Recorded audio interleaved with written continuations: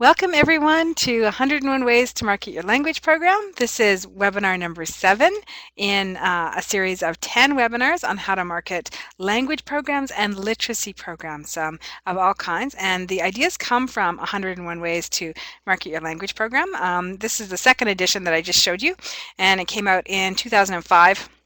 And I may do an update here for a version number 3 that would include more stuff, but it's still sort of in a very nebulous stage. So I say to people, because it's 7 years old, the fundamentals are there, but the world of marketing has changed so much with the internet in the past 7 years. We'll doing more updated stuff here in our ongoing series of 10 sessions here. And today, so you know, if I haven't already said it, today's program is being recorded. It will be posted on YouTube like the other sessions, and then on my blog and shared with others as time goes by. So we've spent 6 weeks together already, and we've looked at everything from the basics of setting up a marketing strategy and a plan to setting goals and doing some budgets, writing up your marketing material, the physical printed materials that go along with marketing and promotion, looking at your unique selling proposition, and last week was the specialty tips for institutional programs. I've just noticed that Joe's come in the room. Hi, Joe. Welcome to the program. Glad to have you back with us. Today we'll talk about the power of connection.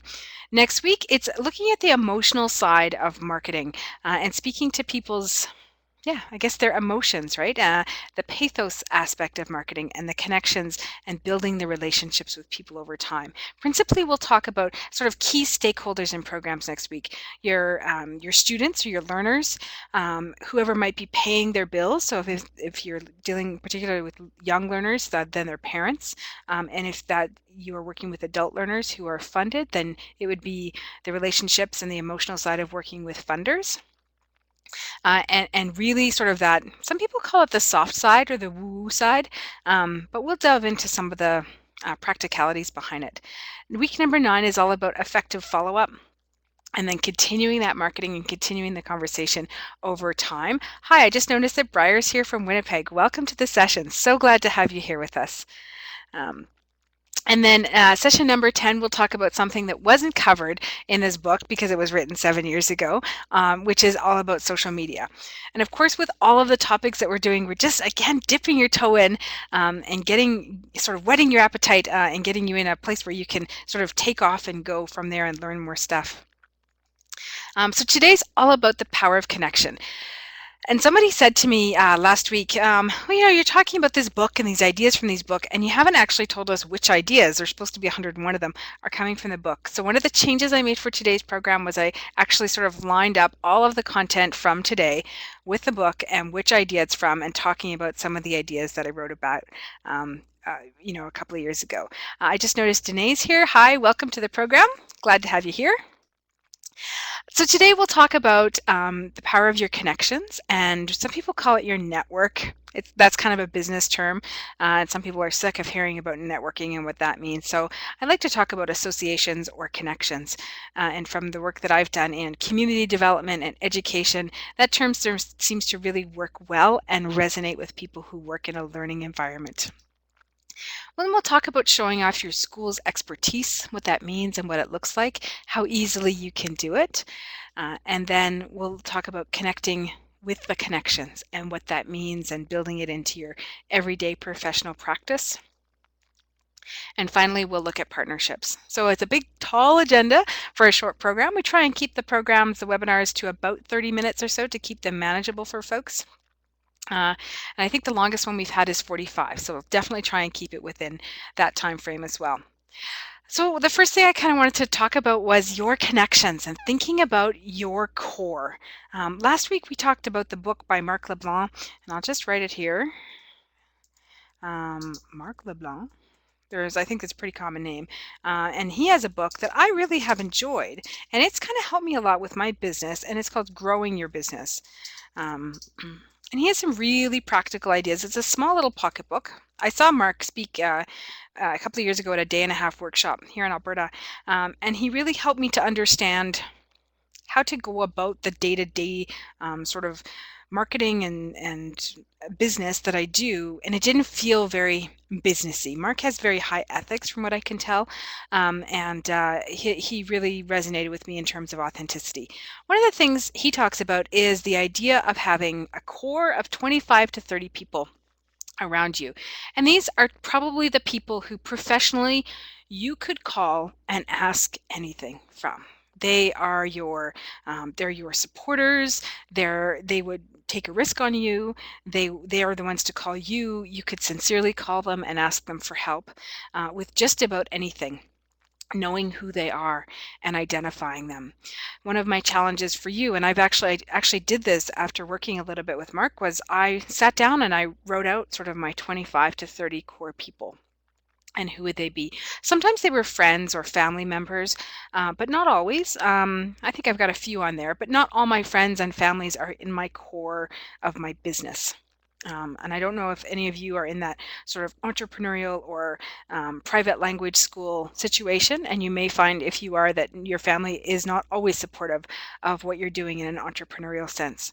And I have colleagues that don't like the fact that I combine business with education, but yet those same colleagues are, I mean, a couple of them, not all of them, but I've got, say, two that are in my inner core. I know I could call them. I mean, if I had a flat tire on the way to a conference, I could call them and they would come and drive me to the conference, and vice versa, right? They can call on me and ask me for just about anything. So these are the people that would really go to bat for you. And Mark taught me something that I've never forgotten, and it's become part of the way that I work on a daily basis. And he says, don't let those 30 people who are closest to you get more than 30 days away from you. So once a month, I try and connect with them in person if I can, and otherwise through a phone call or something personal. And by that, I don't mean liking their Facebook status. I mean some kind of personal connection or personal touch, as the marketers call it, right? That idea of it's me and you. It's not in public. Sounds kind of naughty. I don't mean it like that. But I mean, it's either a personal message from, me to you, or a phone call, or a hi, how are you doing? Some kind of meaningful engagement that says, I'm thinking about you and I remember you and I really want to know how you're doing. And, so what's going right in your world and even what's not. Yeah. And so, yeah, that idea of my challenge to you would be, see if you can write out in the next, couple of days, who are your 25 to 30 closest people in your business core. And then after that, if you think about expanding your core of a more distant core, say up to a maximum of 100 people, probably not more than that, because it gets too difficult to manage after that. And the connections become sort of less, what's the word, powerful or sincere. There's less influence the further you go out. If you think about these concentric circles, Mark doesn't talk about concentric circles. This is something I've seen in other works, but the idea of somebody who might call you to ask your advice or your opinion on something, the people that might be in your phone, in your set of contacts in your phone, and for that to be healthy in sense of marketing and growing an organization over time, building an advocacy project, if you will, and getting people on board with you. You want that to be about 50 to 100 people, and you want to stay on their radar as well. And does anybody here with us today? Oh, hi, Corey. Welcome back. I'm glad you're here. Do any of you use a customer relations database in your work that you're doing? We used to have one in a couple of programs that I worked in. I don't use them anymore in the work that I do for a couple of reasons. One, much of the work that I do is on personal connections and relationships, and I just make a point to stay in touch with people. I sometimes use a spreadsheet just to help me stay on track. And I also now, most of my work is Mac driven. And I have not found a customer relations database that I really like for Mac. Okay, yeah, I've heard of Zoho. How do you like it so far? I've heard different things about it. The one for Mac that I've heard about is called Bento Box.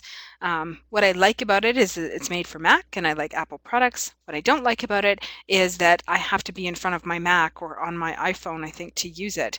So it's not really portable. It's not really cloud-based. So I've been looking at some cloud-based things. Then you kind of have to go and import everything over. So if you work with a CRM, as they call it, Customer Relationship Management System, I'd like to know sort of what's working for you. And if not, do you use anything else? So I tend to use an Excel spreadsheet and just my own. In my calendar, I keep a very good calendar. I use a Google Calendar, and which has a Google app that I put on my phone, so I have my calendar with me at all times. And then, I'll kind of keep track of, oh, when was the last time I had coffee with so and so, or when was the last time we connected? I had coffee with a couple of colleagues this morning, and we realized we hadn't seen each other since last year, and it didn't feel like that long. But I mean, here we are. We're in May now. We're halfway through 2012, and I thought, wow, these guys are in my, they're in my my core, if you will, right?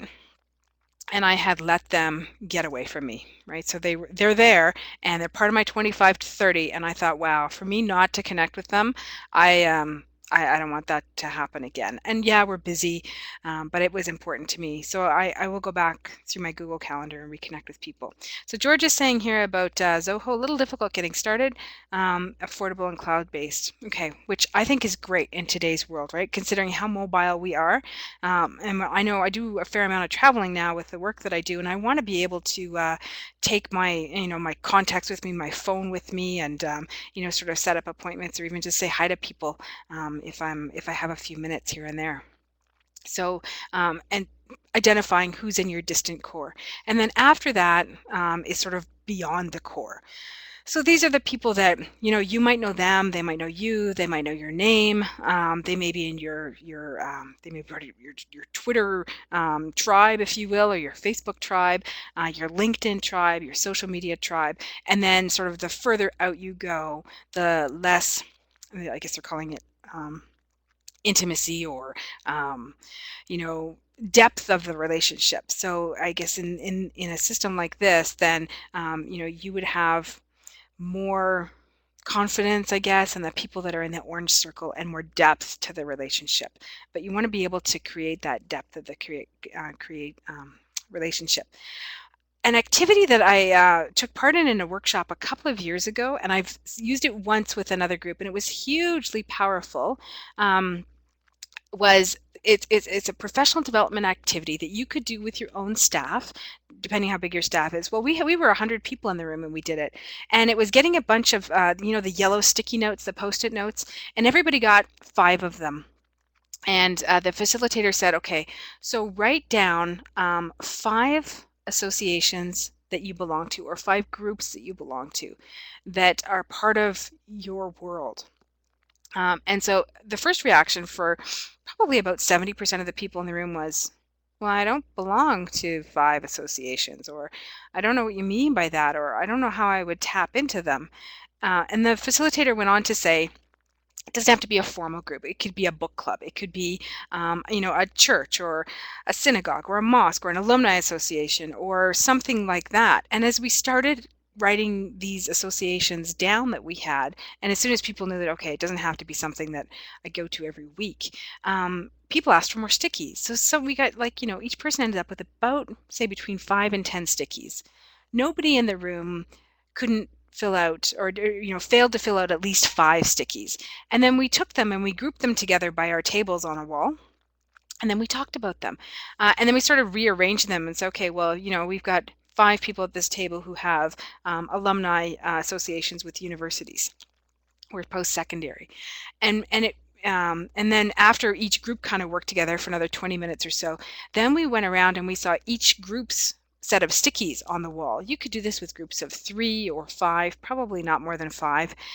And we really saw the power of our connections, like our concentric circles growing out on the wall, and the power of associations that we had, and thought, wow, there's a great way for us to start thinking about who we know and how we know them, not only how they can help us, but how we can help them as well. And this is kind of, that was in community development work. And in community development work, it's called, the new term, at least in Canada, that we're using, is the term of social capital. And the idea of building the relationships. Again, so it's moving away from the traditional business notion of network to the idea of, okay, even if you don't have financial resources, financial capital, then you might have social capital, and the power of those connections become hugely important. If you think back to our first webinar, when we talked a little bit about the basics of marketing, one of those slides that was up there was saying, think beyond the dollars, think beyond the financial resources into what other assets and strengths do you have in your organizations. And the social capital is a hugely valuable one that's difficult to put a number on in terms of dollar or value, but hugely valuable when it comes to growing your business or building your nonprofit organization, promoting languages, marketing literacy, and so forth. And the notion of social capital for me has become very important in my work, because for me it's this back and forth and reciprocity, and also what can I give to other people, as well as give back, get back. And within your own school. So I'm a firm believer that, marketing is based in relationships. It's long-term work. It's not slow-term work. It's not about closing a sale. Sales and marketing for me are very different. That eventually it leads to more business, but it also includes, we talked about it, the price, the packaging of the programs, the promotion, and there's one other that I've forgotten. And then later on, we talk about partnerships. But I think marketing, if you're looking at developing those relationships, can really start within your own school and showing off your school's expertise. Has anybody had this situation that kind of happened to me in one of my programs, and that the teachers had this sense of competition with each other in the school? And in my case, it was a group of teachers who we had senior teachers, and we had new teachers with about a minimum, I'd say, of 10 years dividing them in age. And there was this idea that, well, yeah, they're just young. They don't know what they're doing yet. Or, oh, they're old fogies and they don't know anything about, kind of how the world is working now. And one of the things we did to try and help unite them was have internal professional development days where everybody got 20 minutes or so, or 30 minutes to share an activity that's worked for them in their classes. So it had to be something that they had done themselves, they had actually done, not something they thought would work, but something they had used in their own classrooms that they had had success with, and they could talk about the process and the practicalities of it, because we know that teachers love things that are practical, right? And if they could put some methodology behind it, that was good, that would be helpful. But the idea was to showcase every single teacher in our program, give everybody the limelight, and show them what they could do and what worked for them. And that proved to be very effective in allowing the teachers to bridge the gap between us and them. So if you are managing a program, one of the ideas I would challenge you to take up would be once a quarter or once every 2 months, and schedule it and put it into the organizational calendar, is to have these internal PD days where your school's staff become your experts. Canadian leadership, the educational leadership guru by the name of Michael Fullan. Anybody read Fullan's work? I'm going to type it out here. He's got a great book where he talks about, schools and leadership in schools. He's got a book called Turnaround Leadership. I love his work. I've used it a lot. I've been influenced a lot by Fullan. And in Turnaround Leadership, somewhere around page 75 or 77, Fullan said something that's resonated with me for years in my career. And he says, leaders learning from each other raises the bar for everyone. And that made a lot of sense to me. It's like, okay, so, and leader didn't mean necessarily a person with a high level position or an authoritative position in a school. It meant, a teacher is a leader, right? And there's different kinds of leadership. I thought, okay, so if our teachers in our program can learn from each other, that's going to raise the bar for our entire program, not only in terms of building their capacity as teachers, but also building their sense of loyalty to the program, their understanding of one another, and the sense that we are a family or a team or a tribe, and we're working together for one common purpose, which is to help our students grow and learn.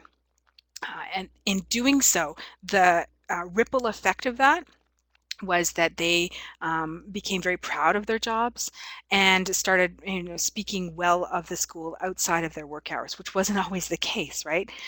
So instead of being, oh, us and them, management and teachers, or senior teachers and novice teachers, we became a family. and the respect grew, and those teachers then became ambassadors for our program, which is what you want. If your own staff aren't helping you market your program, your marketing is very slow. I won't say it's doomed because that's a little excessive and theatrical, but your marketing becomes much slower and much less effective.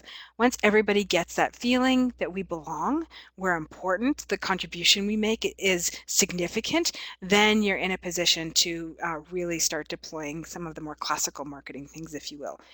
And once you've done it in your school, take it to the next level and showcase your teachers, a teacher of the month kind of thing, and the idea of celebrating others within your school and showcasing all of the work that you're doing.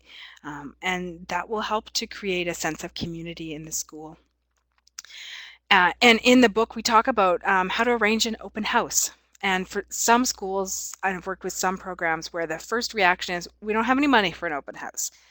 And if you can afford to have it catered and do some flyers and post it on your website, that's great. I don't think posting it on your website costs a lot in terms of finances, a little bit of time. But if not, make it a potluck. Some of the work that I've done in Calgary with creating communities and a sense of community within a school, the school might provide a box of cookies, but parents will bring in their own snacks and will offer to staff the open house and be there as volunteers and to create that sense of community and engagement with the parents if you have them, or with your students if your parents aren't close by. Whether your students are adults or youth, then they can contribute. We've seen little grade 1 students come out with a tray of drinks and offer them around to people, which was just warmed your heart. It was so darn cute.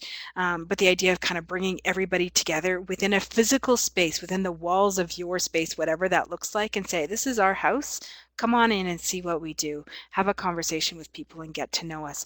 And in the ESL programs that I've worked in, I've tried to do it on an annual basis. Because I worked in universities and large institutions, we would also invite other departments on campus to come over and see who we were, talk with us, and try and build, as they say, build walls, or build bridges, not walls. And the idea of having something regularly and annually. So if you're starting to look at your marketing in terms of strategic planning and what to do, I'm hoping by now you have a calendar. That you can add a regular annual open house to your calendar that happens at the same time, whether it's May or sometime that's not crazy, right? So June might be crazy with exams, September might be crazy, December might be crazy, depends where you are and what kind of program you're in.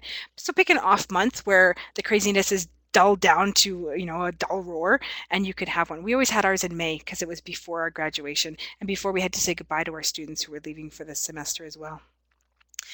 So that's an annual event as well. And to get your teachers on board and invite them. And if you've done this idea, or once a quarter where you've done your internal PD with your teachers, you don't need to bring in an external PD person. I mean, I say that, but I offer PD as part of my work and my life. So I could be shooting myself in the foot by saying, oh no, you can do PD internally. Every once in a while, it's fine to bring in somebody from outside, but you have tons of wisdom in your program.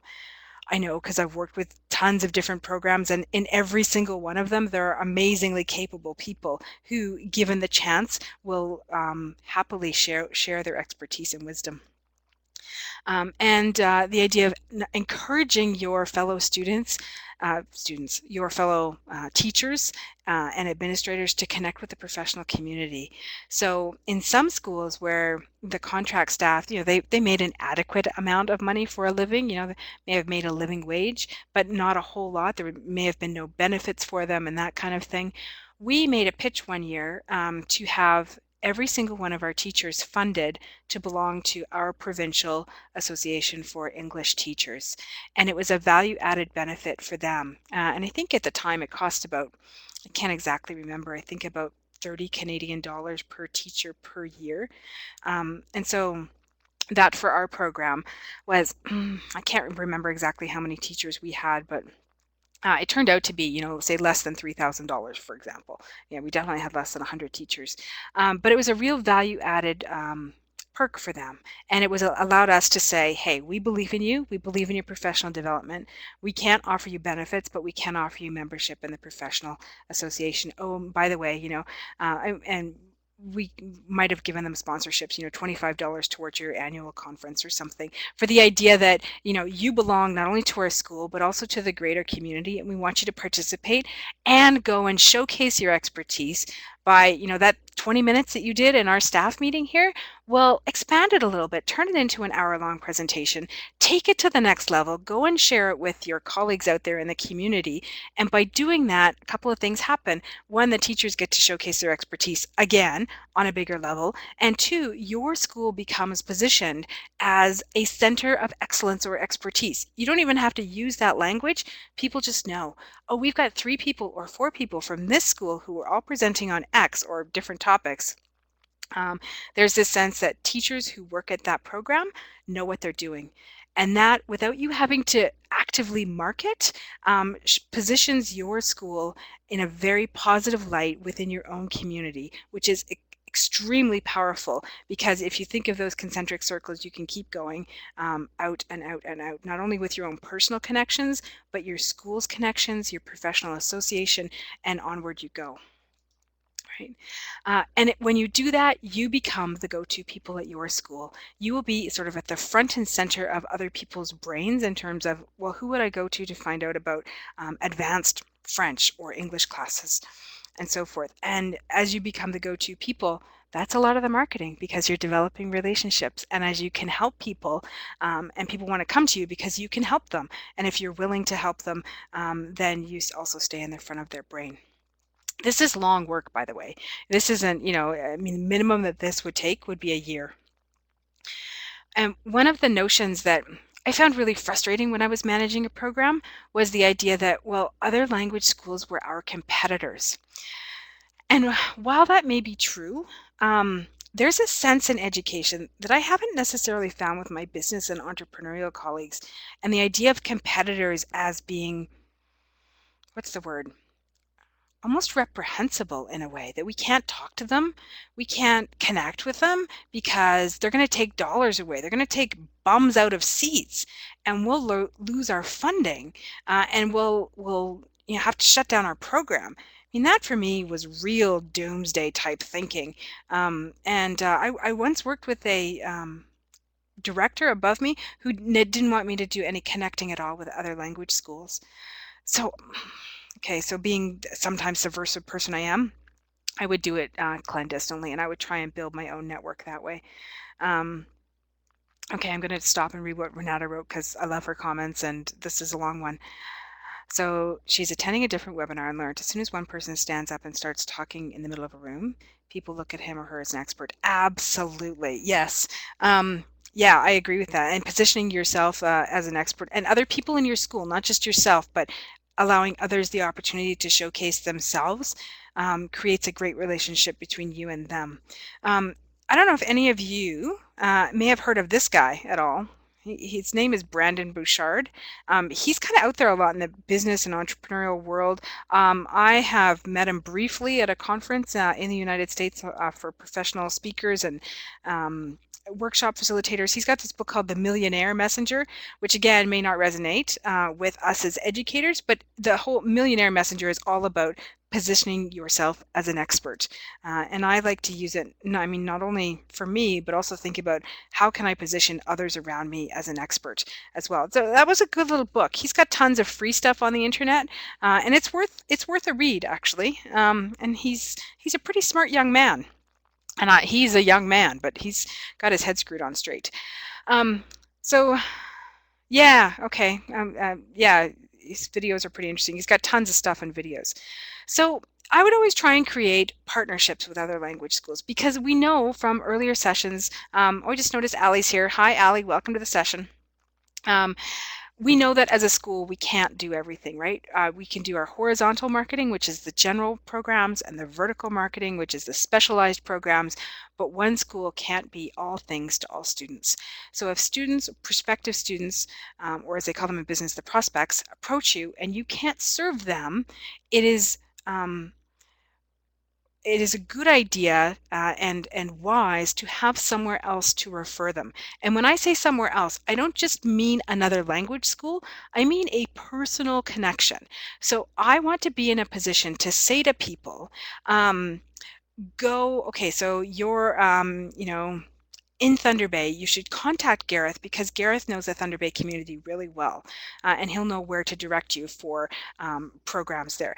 I want to be able to say that to people so that, I mean, not only, I would become a go-to person, but that I'm helping my students, which is ultimately the reason I do what I do, whether I'm teaching or I'm managing a program or I'm marketing a program. For me, ultimately, if what I'm doing doesn't serve the students, I don't do it because it doesn't resonate with my values or my philosophy. So for me, building partnerships with other language schools makes good sense, good business sense, good administrative sense, good leadership sense, because I can use those connections to help my students. And if I can't help them, yeah, I don't want to be doing this work, quite frankly.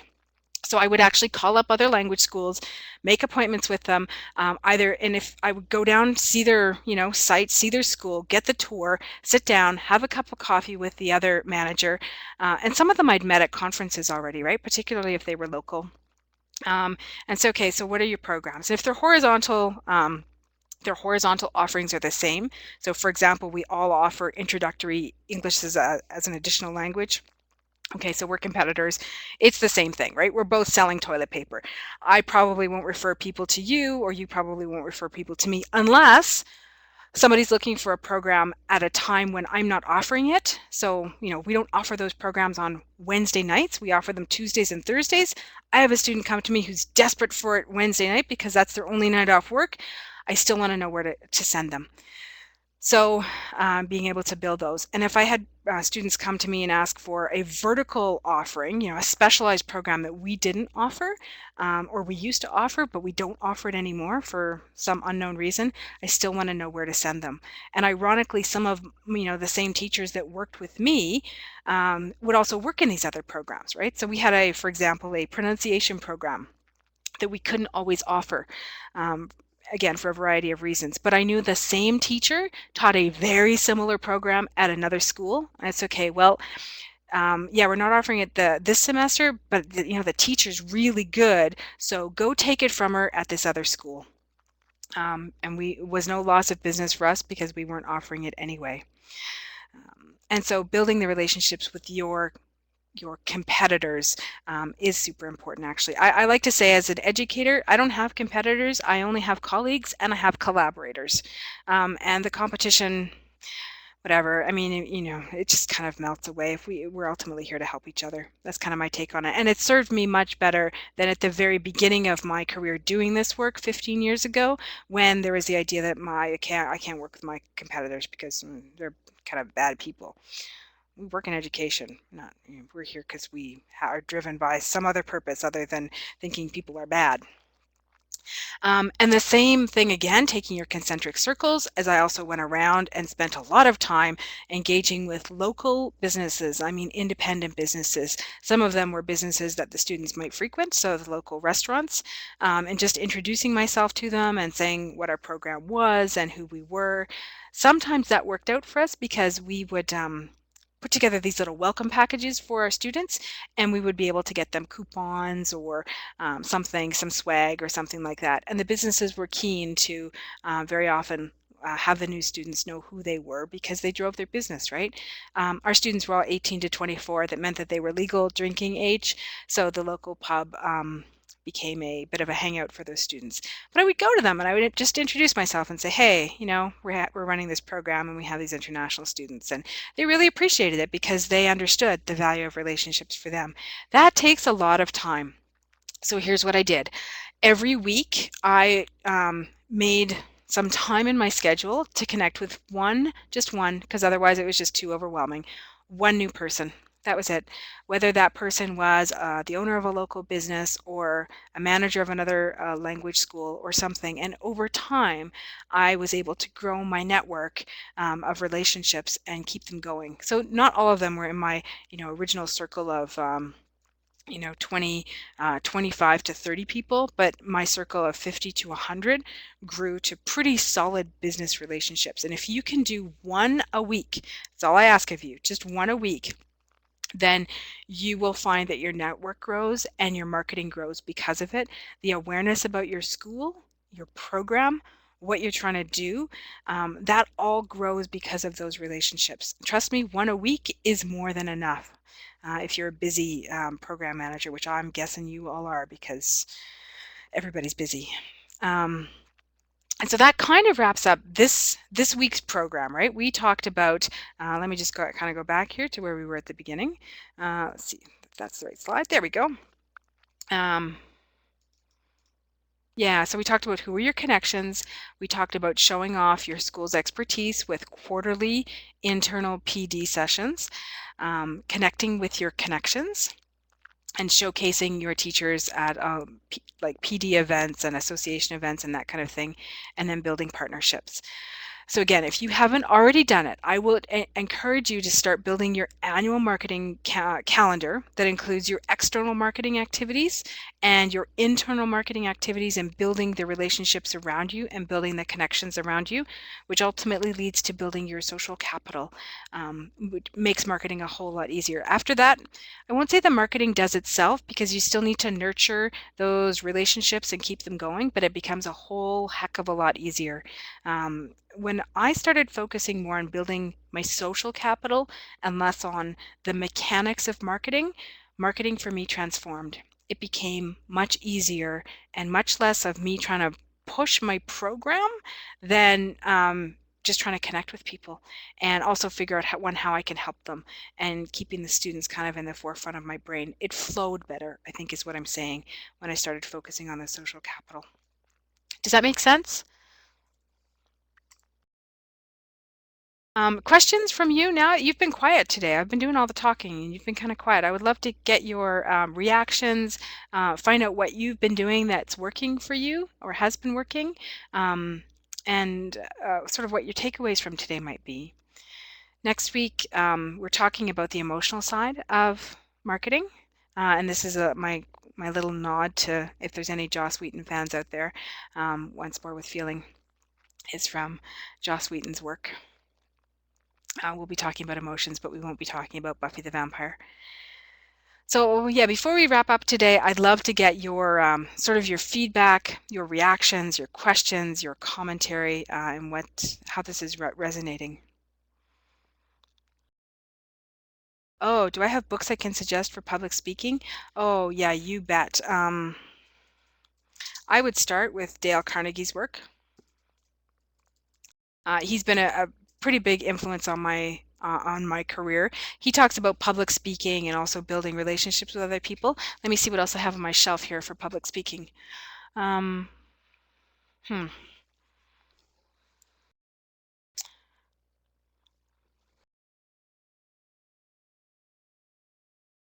This is more for professional speakers, and you can't buy it in a bookstore. You can buy it from the National Speakers Association in the United States. It's called Paid to Speak. It's about people who speak professionally as part of their career.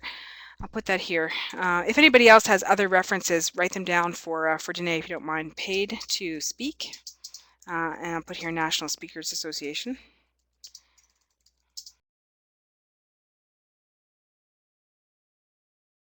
NSA is out of the United States. You can Google them. The short form is NSA. And years ago, I did the Toastmasters program.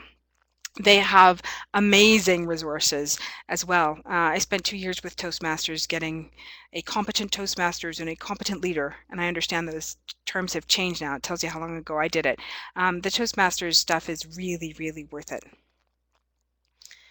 Oh, wow, you end up buying a school. Wow, that's great. I love that. Wonderful. I'll see what else I can find for you in terms of public speaking resources. I'm sure I have a resource list somewhere. I work with our local speakers association in a program called Fast Track, which is a program for developing and aspiring professional speakers, people who want to do this as part of their career. And I'm sure I have tons of resources. So I will, if you don't mind,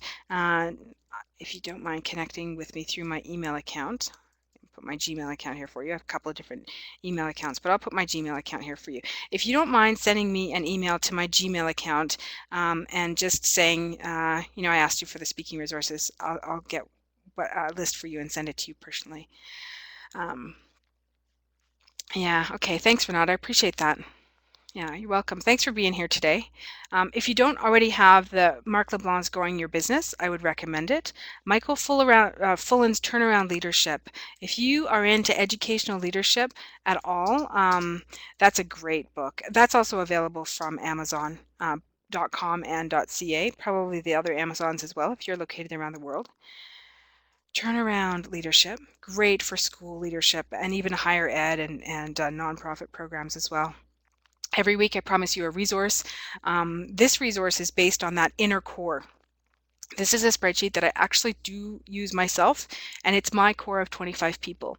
Well, you don't get their list of names. What you get is my spreadsheet that I actually use. I put the 25, I list everybody by 25, the numbers, and every month, okay, I've either had a phone call or I've had a coffee or I've had some kind of personal email, not a, like I said, not a Facebook status like or a Twitter retweet, but some kind of personal interaction.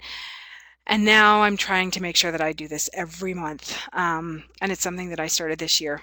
And it's slow work. I told you about my two colleagues that I had coffee with today, and I hadn't actually connected with them since last year. It's taken me a little while to catch up. So I don't even use it perfectly, but it does help me keep on track and stay more in touch than I would have otherwise.